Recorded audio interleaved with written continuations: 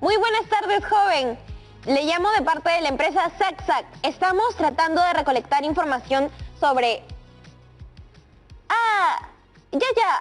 ¿Lo puedo volver a llamar más tarde? ¿No?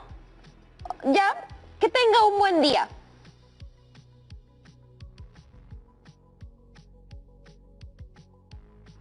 Hola, te hablo de la empresa SACSAC. Estamos haciendo una encuesta a jóvenes entre 18 y 25 años sobre actividades culturales y recreativas durante la pandemia. ¿Aceptaría participar? Bueno. ¿Sí? Genial. La primera pregunta es, ¿cuántas horas dedica al día a realizar alguna actividad cultural o recreativa? 3 horas más o menos. ¿En los últimos 4 meses leyó usted algún libro? Libro no. Leí noticias en Facebook. ¿Eso cuenta? No. Voy a poner que no leyó un libro en 4 meses. ¿Le parece? Bueno, es la verdad. Pon eso nomás. No se preocupe, no hay problema. La siguiente pregunta. ¿En los últimos 4 meses usted ha visto alguna película? ¿Cuentan los DVDs? Cuentan, claro que cuentan. Entonces sí. Ya, sí vio películas. Aquí tengo otra pregunta. A ver, ¿en los últimos 4 meses ha jugado algún videojuego? Sí, en mi celular tengo uno. Ya, genial. Y la última pregunta es, del 1 al 10, ¿cuán estresado se ha sentido últimamente? Siendo 1 nada estresado y 10 demasiado estresado. Tal vez 7,5 para ser más preciso.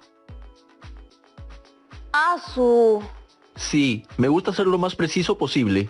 Claro, se lo agradezco mucho. Estas han sido todas las preguntas. Muchas gracias por la información. Publicaremos los resultados en nuestra web www.sacsac.com. Que tenga un buen día. De nada. No está tan mal esto de realizar encuestas.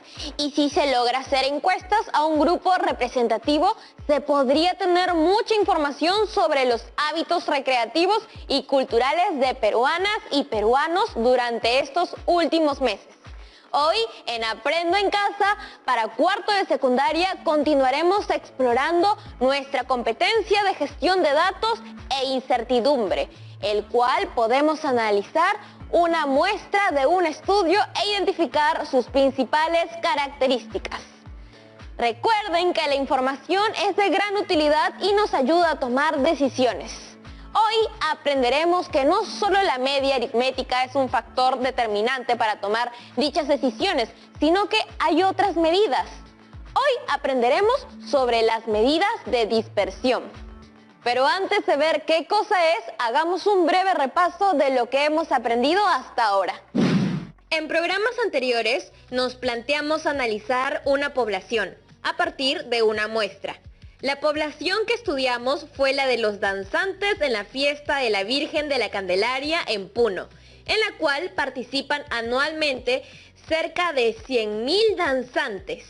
Nos preguntamos especialmente por la edad que tienen, el origen de cada una y uno y el lugar de residencia actual.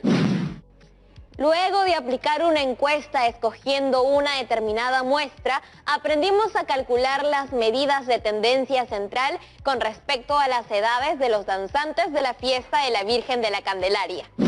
A las medidas de tendencia central me refiero. Primero la media, también llamada promedio aritmético, y que es la más utilizada, que se calcula como la suma de los datos, dividido entre el número de los datos. También la mediana, que es el valor que ocupa la posición central, ordenando todos los datos, de menor a mayor valor. Y finalmente, la moda, que simplemente es el valor que más se repite en un conjunto de datos. Sin embargo, estas medidas de tendencia central a veces no son suficientes para describir un conjunto de datos. Por eso llamaré a la profesora Liliana Brañez, que es una experta en estas cosas, para que nos explique justamente cómo procesar los datos recogidos y sacar algunas conclusiones. Hola, Yaremis. Profesora Liliana, ¿cómo está? Muy bien, gracias por preguntar. ¿Tú? Pues un poco preocupada en verdad, porque quiero ayudar a mis amigas y amigos de cuarto grado, pero creo que necesito ayuda con este tema. Claro, ¿en qué te puedo ayudar? Bueno, pienso que tal vez podríamos empezar con una explicación breve sobre para qué nos sirve lo que estamos estudiando. Sirve para mucho.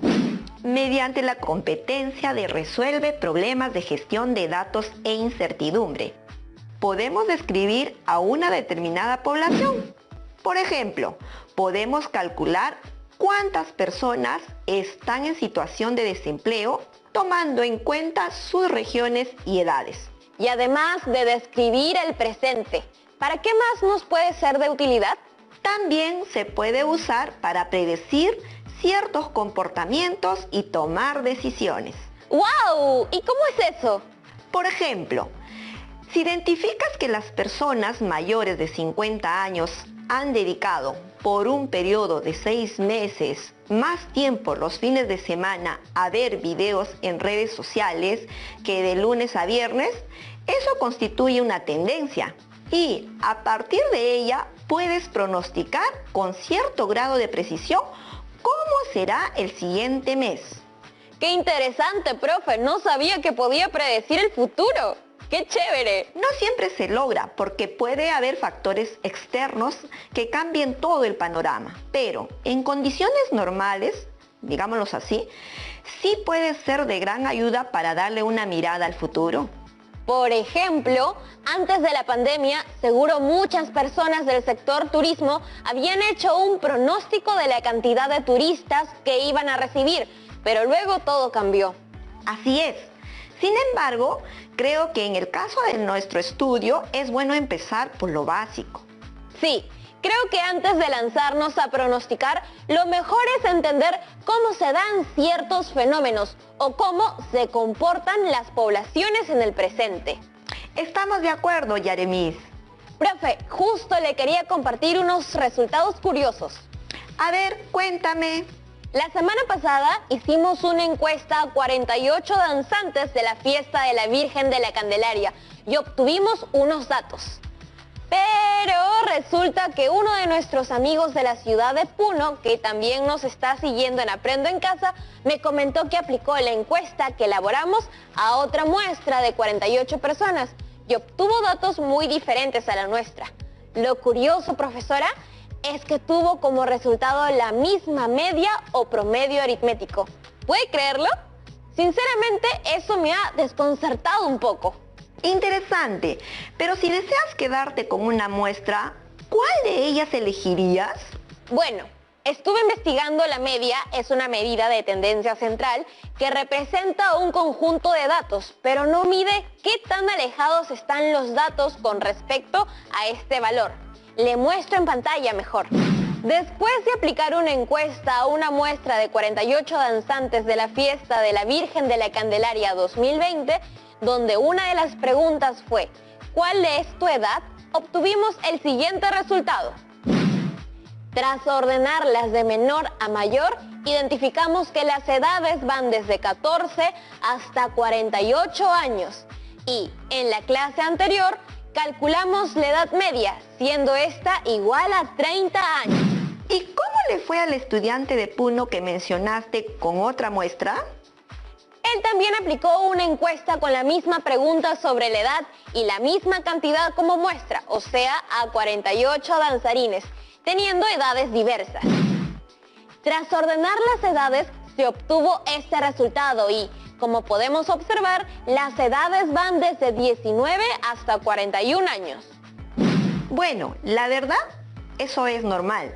Si bien es cierto que la cantidad de datos en ambas muestras es la misma, eso no quiere decir que las características de cada encuestado sean también iguales. Sí, claro, eso se puede entender, pero nuestro amigo de Puno también calculó la media de los datos recopilados y no adivinas cuánto fue la media de la otra muestra. ¿Cuánto fue? Al sumar todos los datos y dividirlo entre 48, se obtuvo 30,29. Es decir, también la edad media de la otra muestra fue de 30 años. Otra coincidencia. Lo que sucede es que las medidas de tendencia central son medidas estadísticas que pretenden resumir en un solo valor a un conjunto de valores. Por ejemplo, 30 años. Este valor de 30 representa un centro en torno al cual se encuentran ubicado el conjunto de los datos. Es por ello que la media de ambas muestras han coincidido.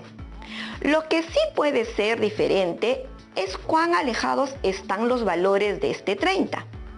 A este alejamiento con respecto al 30 lo asociamos con la dispersión. Y me da curiosidad saber cómo encontraremos estos valores que nos ayudarán a saber qué tan alejados están con respecto a la media. Utilizando las conocidas medidas de dispersión. Uy, profe, no me asuste. Ojalá no sean más de esas fórmulas con símbolos desconocidos, raíces cuadradas, potencias y más operaciones.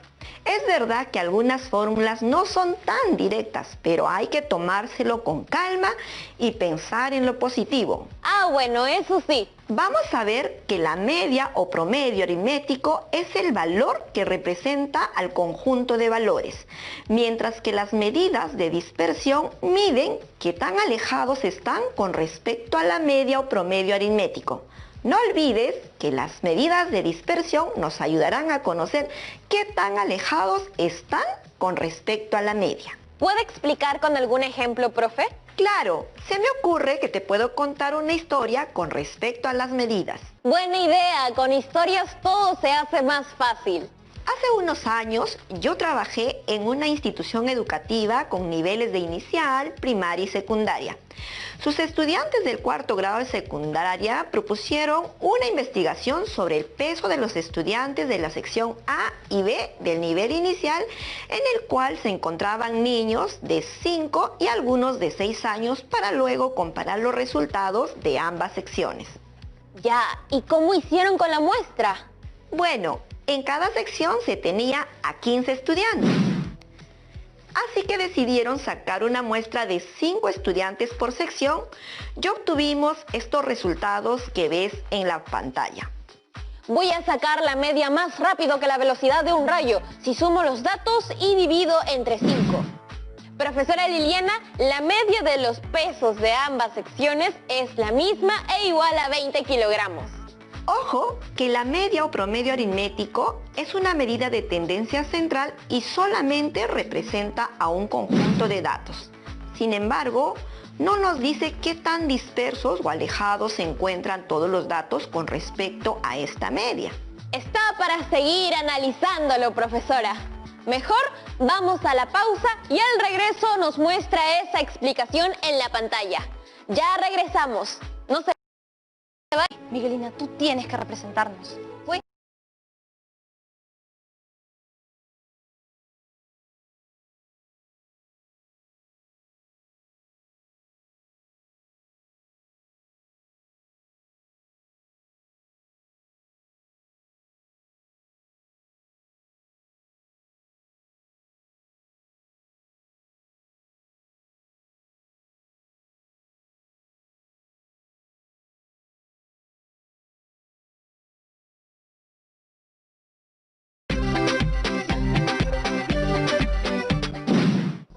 Estamos de vuelta en Aprendo en Casa. Antes de la pausa, la profesora Liliana nos estaba explicando cómo funcionan las medidas de dispersión. Sí, para entenderlo mejor te voy a compartir mi pantalla. Vamos a dibujar la recta numérica y vamos a colocar una marca característica para cada valor de la sección A, que será un círculo azul. Y otra marca para cada valor de la sección B, que será un cuadrado rojo. Empezamos con la sección A. Teniendo nuestra recta numérica, colocamos un círculo azul en los valores 15, 16, 19, 24 y 26. Para la sección B, teniendo nuestra recta numérica, colocamos un cuadrado rojo en los valores 18, 19, 20, 21 y 22. Profesora, ahí justo podemos ver que en la sección A los valores están mucho más separados entre sí. Podemos ver los círculos azules, pero en la sección B los valores se encuentran juntos. Podemos ver los cuadrados rojos. Supongo que eso quiere decir que la separación o dispersión de la sección A con respecto a la media es mucho mayor que los valores de la sección B con respecto a la media. Sí, y la forma de demostrar numéricamente la dispersión o alejamiento de los valores con respecto a la media es a través de las medidas de dispersión. ¿Y cuáles son esas medidas? La primera medida de dispersión y la más sencilla es el rango. Es también conocida como recorrido o amplitud, que básicamente es la diferencia entre el valor mayor y el valor menor de mi variable. A ver, quisiera resolver un ejercicio yo solita. Considerando el caso previo de sus estudiantes, calcularé el rango. Para la sección A del nivel inicial, el rango sería igual a la diferencia entre el valor máximo menos el valor mínimo. O sea, en mi ejemplo es 26 kilogramos menos 15 kilogramos. Y eso resulta en 11 kilogramos. Y para la sección B, a ver, resta por aquí, el rango ahí es de 4 kilogramos. Evidentemente, al ser 11 kilogramos el rango en la sección A y 4 kilogramos en de la sección B, la dispersión es mucho mayor en el primer caso. Y además del rango, ¿hay alguna otra medida de dispersión? El rango nos permite obtener una idea de la dispersión de los valores de una variable, pero para tener una mayor idea de esta dispersión hay que calcular la varianza, que se simboliza con una V mayúscula y es la medida de dispersión que representa qué tanto ha variado respecto a su media o promedio aritmético. Para hallar la varianza tenemos dos fórmulas. Para datos no agrupados, es decir, sueltos, que no son intervalos como es en el caso que te presento, y para datos agrupados o clasificados en intervalos. En función a las fórmulas que ha compartido, creo que puedo hallar la varianza. Vamos con el ejemplo de más temprano, profesora. Como son datos no agrupados para calcular la varianza de los pesos para la sección A, utilizamos la primera fórmula, donde la varianza es igual a la suma de los cuadrados de las diferencias entre media, que es 20 kilogramos, y cada dato. Todo esto dividido entre la cantidad de valores, que es 5. Al resolver las operaciones, tenemos ya un resultado de varianza. Muy bien, ahora calculamos la varianza de los pesos para la sección B. Y tenemos el siguiente resultado. En otras palabras, la varianza para los pesos de la sección B sería 2 kilogramos al cuadrado. Con este resultado, ahora podemos ver que la varianza de los pesos en la sección B es mucho menor que en la sección A.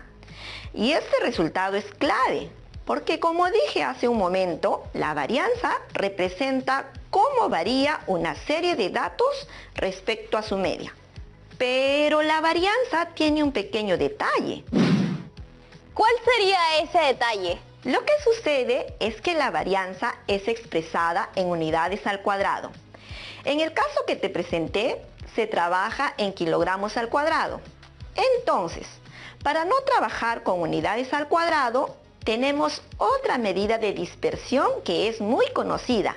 Les hablo de la desviación estándar. Pucha, profe, y ahora imagino que hay otra fórmula grande para calcular la desviación estándar. Yaremis, es una fórmula muy sencilla.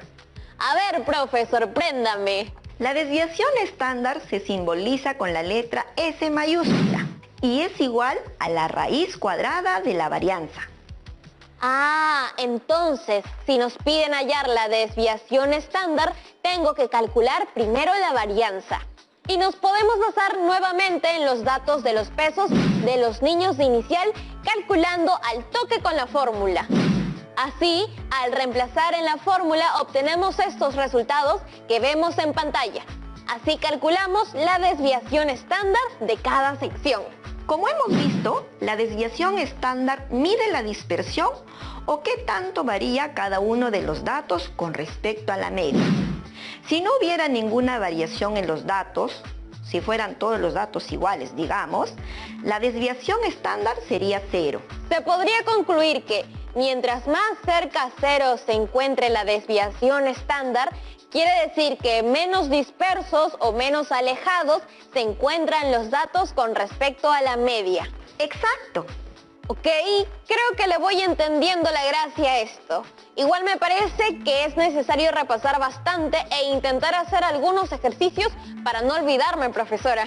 Sí, a las personas que nos están viendo, yo les recomiendo tomar nota de todo y luego practicar en casa y pensar en formas de aplicar esto en la vida real. Claro, de esa manera toma todo más sentido.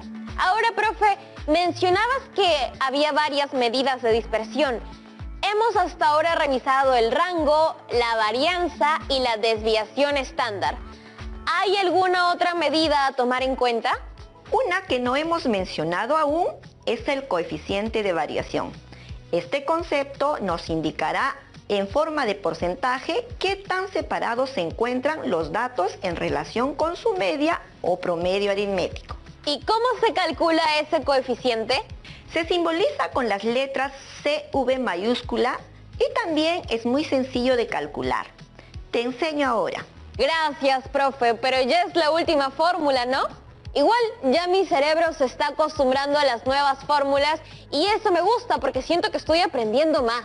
Tranquila, Yaremis.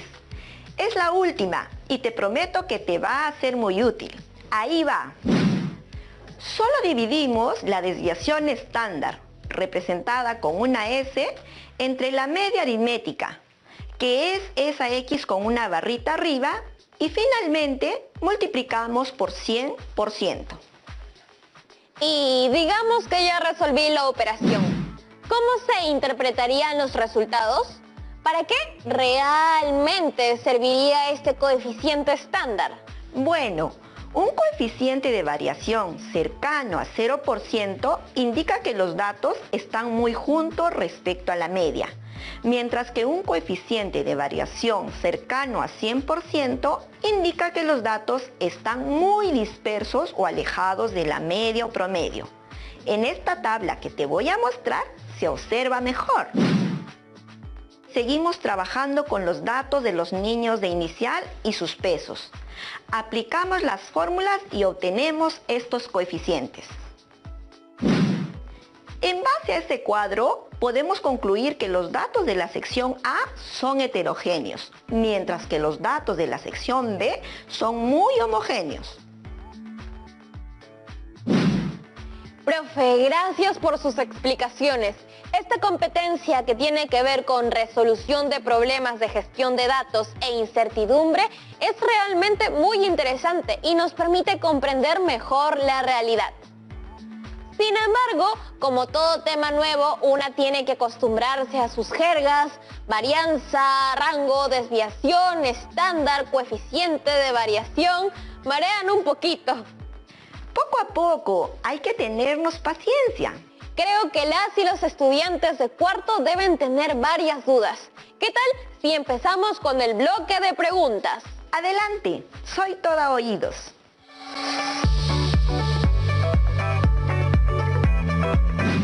Hola amigos y amigas de Aprende en Casa y a todas las personas que nos ven. Mi nombre es María de Los Ángeles y soy de la institución educativa 83006 Andrés Avelino Cáceres de la región Cajamarca. Vi en internet que existe la estadística descriptiva. ¿Podría explicar más en qué consiste eso? Gracias por la pregunta. Todo lo que hemos aprendido hoy está relacionado con la competencia de resuelve problemas de gestión de datos e incertidumbre y claro, con la estadística descriptiva. Como hemos visto, Este tipo de estadística lo que busca es describir las características de la población a partir de una muestra representativa de esta. ¡Excelente! Bueno, hoy hay varias preguntas. Parece que el tema está levantando mucho interés. ¿Cómo están todos? Mi nombre es Juan Diego, de la región de Lima, y quiero aprovechar para mandar un saludo a toda mi promo de la institución educativa 2354 Manuel Emilio Cosa Torres. Mi pregunta es si nos podría recomendar algún tipo de estudio estadístico reciente en el cual podamos ver un poco sobre la gestión de datos. ¡Qué buena idea! Lo que te recomiendo es que navegues por la página del Instituto Nacional de Estadística e Informática. Ahí puedes ver la encuesta demográfica y de salud familiar, también llamada ENDE. Otra que puede ser interesante es la ENARES, que es la encuesta nacional sobre relaciones sociales y la cual tiene como objetivo cuantificar el nivel de violencia familiar en el Perú. Finalmente, una que ya hemos visto en este programa, pero que igual vale la pena volver a revisar, es la encuesta nacional de percepciones y actitudes sobre la diversidad cultural y discriminación étnico-racial, que fue la primera encuesta que hizo el Estado peruano para dimensionar cuánto racismo hay en nuestro país y cómo nos afecta. Gracias, profesora Liliana. Creo que con estas recomendaciones y todo lo que nos has enseñado hoy sobre las medidas de dispersión, vamos a entender cada vez mejor cómo se comportan los datos. De nada, Yaremis. Y si algo no quedó claro hoy, no se preocupen. Estoy segura de que sus docentes podrán ayudarlos a resolver sus dudas. No tengan miedo ni vergüenza de preguntar. ¡Genial! Hasta pronto, profesora Liliana. Muchas gracias. ¡Uf! ¡Qué intenso ha estado hoy! Aprendimos sobre las medidas de dispersión, como el rango, que es la diferencia entre el valor mayor y el valor menor de mi variable. También que otra medida de dispersión es la varianza, que representa cómo varía una serie de valores o datos con respecto a su medida. Tampoco olvidemos a la desviación estándar, que mide la dispersión o qué tan alejados están los datos con respecto a la media, que a diferencia de la varianza se mide en las mismas unidades que los datos. Ah, y finalmente, aprendimos sobre el coeficiente de variación, que indicará porcentualmente qué tan separados se encuentran los datos en relación con su media. Como en todo programa, les dejo un reto para que sigan aprendiendo en sus hogares. El reto será que calculen las medidas de dispersión de los datos cuantitativos que recopilaron en sus investigaciones. Ya saben que puede ser